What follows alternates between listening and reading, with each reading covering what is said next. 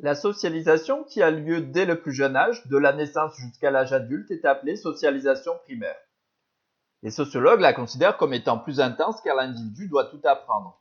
Apprendre à parler, apprendre à marcher, apprendre à lire, apprendre à vivre en communauté, apprendre à s'exprimer, etc. L'intériorisation des normes, des valeurs et des rôles sociaux se fait donc principalement durant cette période. La question que nous nous posons alors, c'est qui socialise? Ce sont les instances de socialisation, c'est-à-dire l'ensemble des groupes ou institutions qui participent au processus de socialisation de l'individu et permettent ainsi l'intériorisation des normes et des valeurs.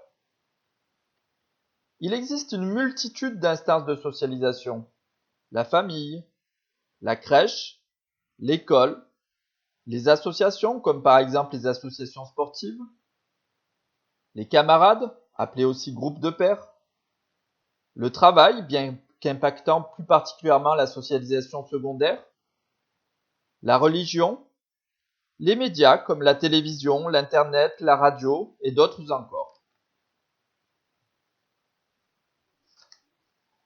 Pour ce qui est de la socialisation primaire, nous retiendrons les 4 principales instances suivantes: la famille, l'école, les médias et le groupe de pairs. Intéressons-nous tout d'abord à une instance de socialisation qui est primordiale, c'est-à-dire la famille. La famille intervient en principe dès la naissance de l'individu, voire même avant sa naissance, lorsqu'il est encore à l'état de fœtus. En règle générale, les interactions avec la famille ont lieu tous les jours. On dira que son influence est quotidienne. La famille joue souvent sur le mode affectif pour la transmission des normes et des valeurs, ce qui n'est pas forcément le cas des autres instances de socialisation.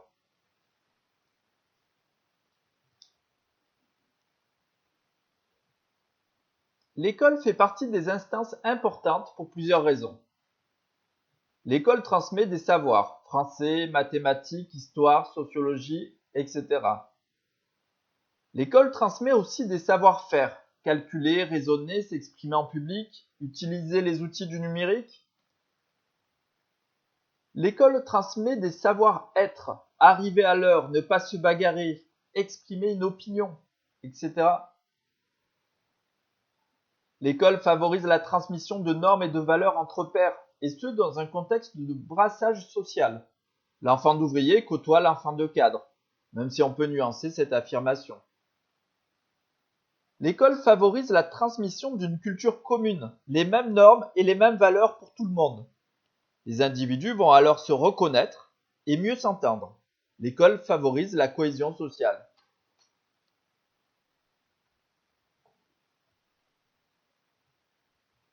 Les médias participent eux aussi à la socialisation des individus. Les médias sont les moyens de diffusion ou de communication de documents, de messages sonores, de vidéos. Les médias sont nombreux et omniprésents dans la vie des individus. Affichage, presse écrite, radio, télévision, nouvelles technologies, cinéma, etc.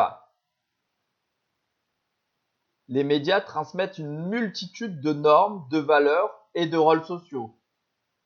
Par exemple à travers des dessins animés, des films ou des séries, diffusés au cinéma, à la télévision, sur Internet, les médias véhiculent des valeurs comme le courage, l'héroïsme, la ténacité, l'altruisme, etc. Par des sitcoms, des téléréalités, des publicités, les médias peuvent transmettre des normes comportementales. Comment se comporter en groupe, comment faire face à une rupture sentimentale, comment gérer des désaccords, des tensions. Les médias peuvent aussi véhiculer des préjugés, des stéréotypes, des clichés, et renforcer l'idée que se font les individus sur les rôles sociaux. Les médias, par le biais des nouvelles technologies, prolongent l'action d'autres instances de socialisation, notamment celles exercées par le groupe de pairs par l'utilisation des réseaux sociaux.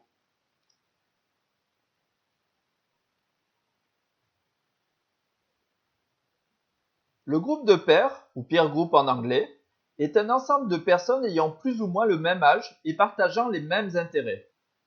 Par leurs interactions, les pairs vont permettre à l'individu d'intérioriser des normes et des valeurs spécifiques, notamment à l'adolescence, comme des normes vestimentaires, des goûts en termes de musique, de danse, des façons de parler, de marcher, etc. Parfois, ces normes et ces valeurs entrent en contradiction avec d'autres instances comme la famille ou l'école. Par exemple, alors que la famille cherche à faire en sorte que le jeune s'exprime bien, un langage trop correct ne sera pas forcément apprécié par les pairs. Les interactions entre pairs se trouvent renforcées et prolongées par l'utilisation des réseaux sociaux.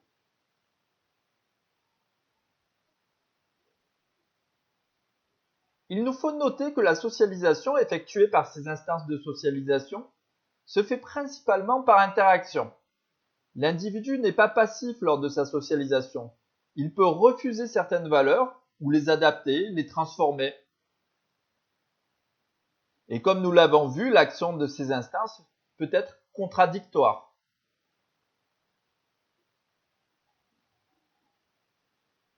Enfin, revenons sur le rôle de la famille.